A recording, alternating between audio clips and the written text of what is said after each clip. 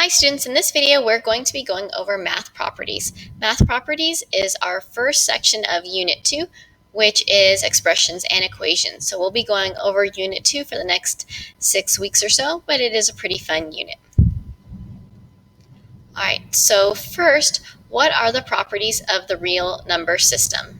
So again, our essential question for today is, what are the properties of the real number system?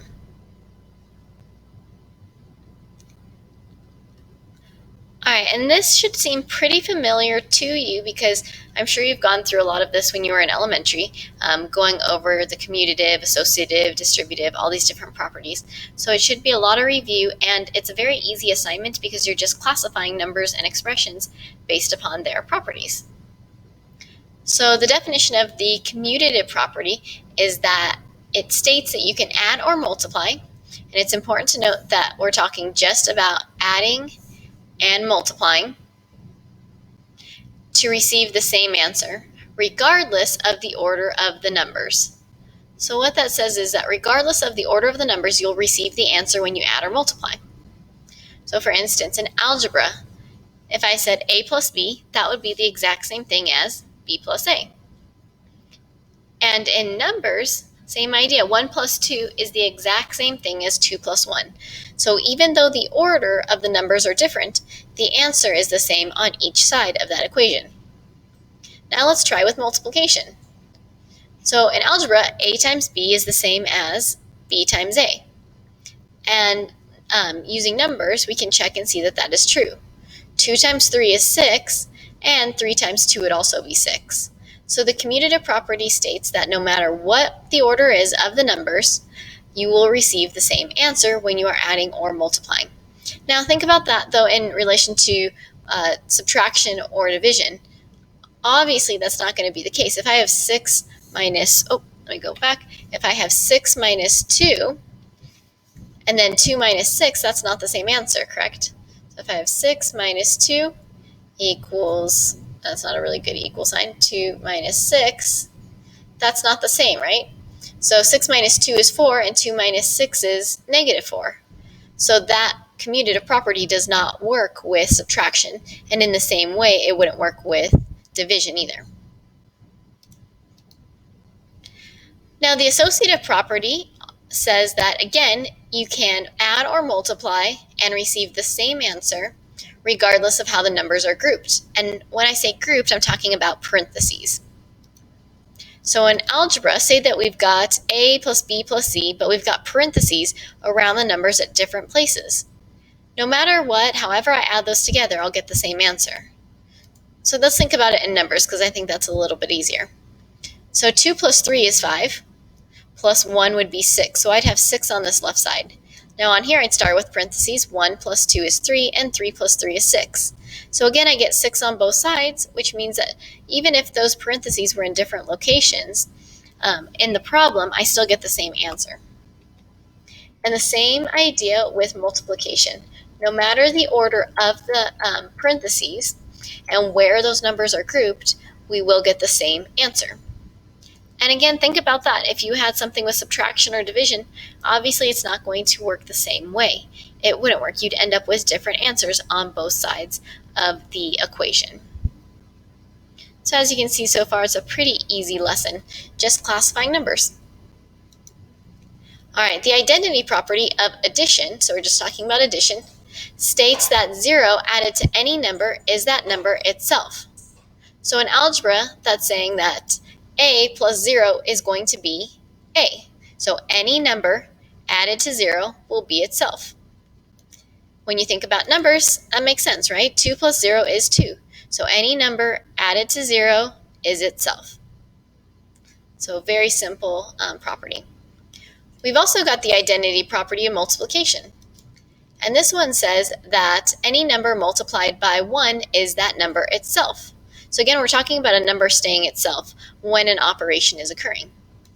So in algebra, if you think a times 1, that's going to equal a. So that number times by 1 is itself. Same thing with numbers. 2 times 1 is 2. So any number times by or multiplied by 1 gives you 2. So it gives you that number itself. Now we've also got the inverse property of addition. And this says that adding the opposite of a number to the other number will give you a sum of 0. So in algebra, we would see this as a plus a negative a, so its opposite, the opposite of a is negative a, is going to be 0. Same idea with numbers. If I had 2 plus the opposite of 2, which is negative 2, when I add those together, that gives me 0.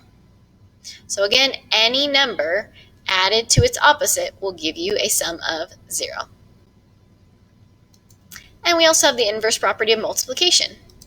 And this says that if you multiply a number by its reciprocal, the product will be 1. So for instance, the reciprocal of a would be 1 over a. If you remember, when we find reciprocal, we're just taking that number and we're flipping it, okay?